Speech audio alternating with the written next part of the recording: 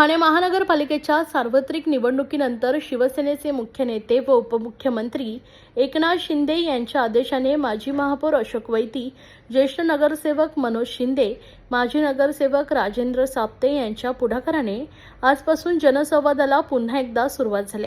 सर्वसामान्य नागरिकांचे प्रश्न तत्काळ मार्गी लावण्याची परंपरा शिवसेनेचे दिवंगत जिल्हाप्रमुख आनंदजी दिघे यांची होती. त्यांच्या तालमीत घडलेल्या अशोक वैती, राजेंद्र साप्ते यांनी देखील ही परंपरा कायम राखत या जनसंवादाला सुरुवात केली. सर्वसामान्य ठाणेकरांचे प्रश्न सोडवण्यासाठी माजी महापौर अशोक वैती, नगरसेवक मनोज शिंदे यांनी यापूर्वी जनसंवाद सुरू केला होता. त्यांच्या या जनसंवादाला नागरिकांनी देखील उत्स्फूर्त प्रतिसाद दिलाय.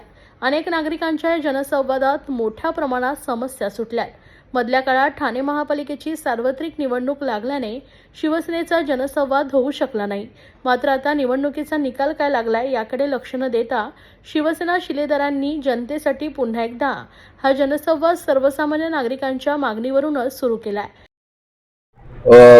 जनता दरबार हा चालूच आहे, परंतु मधले निवडणुकीच्या काळामध्ये सर्व व्यस्त असल्यामुळे काही स्थगित थोड्या वेळासाठी करण्यात आला. पुन्हा एकदा माजी महापौर अशोक वैती, आमच्या अनिताताई बिर्जे साप्ते साहेब, आमचे गटनेते पवनजी ॲडव्होकेट, आमचे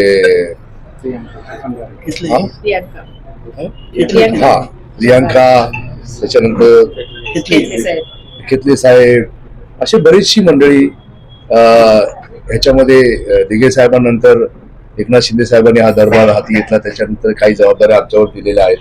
आम्ही मंगळवार आणि गुरुवारी या ठिकाणी नेहमी लोकांच्या अडीअडचणीसाठी त्यांच्या दुःखासुखामध्ये त्यांच्या माध्यमातून हा दरबार आम्ही चालू केलेला आहे आणि प्रचंड प्रतिसाद मिळत आहे. लोकांच्या बऱ्याचशा गाऱ्हाड्या असतात, काही दिल्ली लोकांनी त्रास दिलेला आहे, काही महानगरपालिका कामं करत नाही, काही कलेक्टर ऑफिसला अडचणी आहेत, काही पोलीस स्टेशनच्या अडचणी असतात.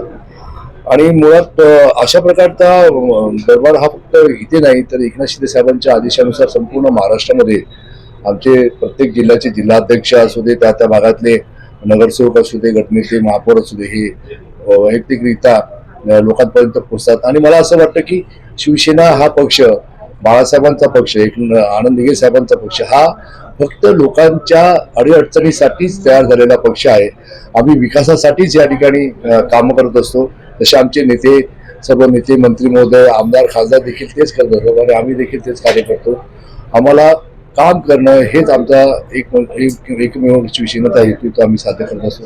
या ठिकाणी प्रचंड प्रतिसाद मिळतो. आपणही बघता, बाकी काही लोक आपल्या स्वार्थासाठी इलेक्शन आले म्हणून करत असतात, काही कोणतरी मंत्री झालं म्हणून करत असतात, कोण काय झालं म्हणून, आणि नंतर ते विसरतात लोकांना. पण आम्ही त्या ठिकाणी दरबार पण करत असतो. पण घरातला अडचण आलेला माणूस घरात बाहेर पडला की लगेच आमची शाखा कार्यरत असते. मग ती 24/7 काम करत असते.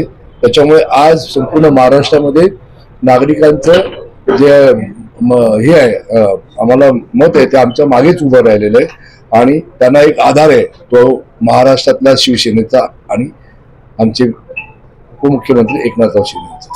टॅक्स संदर्भात असतील, पाण्याच्या संदर्भात असतील, किंवा मग SRAच्या संदर्भात असतात तक्रारी, किंवा मग काही छोट्या मोठ्या नगरपालिकेच्या माध्यमातून काही विभागातल्या नागरिक सुविधा असतील, ह्या देखील तक्रारी येत असतात. काही मुंबईच्या तक्रारी खास करून येतात. काही मग पालघर असेल, वाडा असेल, मोखाडा असेल, किंवा मग कल्याण, डोंबिवली, अंबरनाथ, बदलापूर, किंवा मग पालघर असेल, त्याच्यानंतर पनवेल असेल, किंवा अशा बऱ्याचशा तक्रारी येतात. ते सोडवणे आम्ही सर्व एकत्र बसून टीम ह्या गोष्टी ऐकतो आणि जे काही प्रश्न आहेत ते सोडवण्याच्या दृष्टीने प्रयत्न करतो.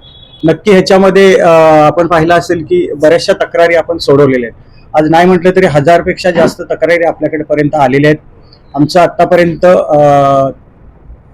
93 जनता दरबार झालेले आहेत. अजून एक 7-8 बाकी आहेत आणि 100व्या जनता दरबाराला शिंदे साहेब उपस्थित राहणार आहेत. आपण गटनेते आज या ठिकाणी पवन कदम आहेत, त्यांच्या माध्यमातून देखील महापालिकेचे काही कामं असतील ती त्यांना तशा प्रकारच्या विनंती केली जाईल. सूचना आम्ही करू शकत नाही, एवढे मोठे नाही, आम्ही विनंती करू आम्ही आणि ते तक्रारी जरूर सोडवतील.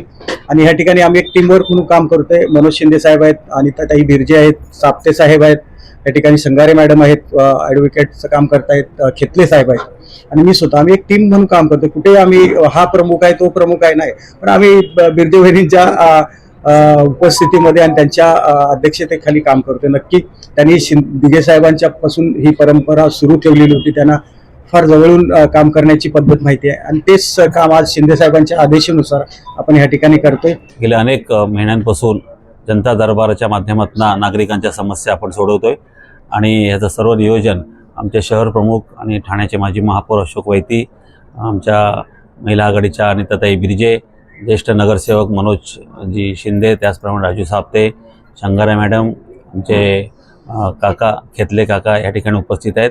ही सर्व मंडळी या ठिकाणी आपण पक्षाच्या माध्यमातून जनता दरबाराचं आयोजन करत आहोत आणि तुम्हाला आश्चर्य वाटेल की ही परंपरा गुरुवर्य दिघे साहेब असल्यापासून त्याच्यानंतर रघुनाथ मोरे साहेब आमचे शहर प्रमुख होते, त्यांनी ती परंपरा सुरू केली होती आणि हीच परंपरा आजता काय सुरू आहे.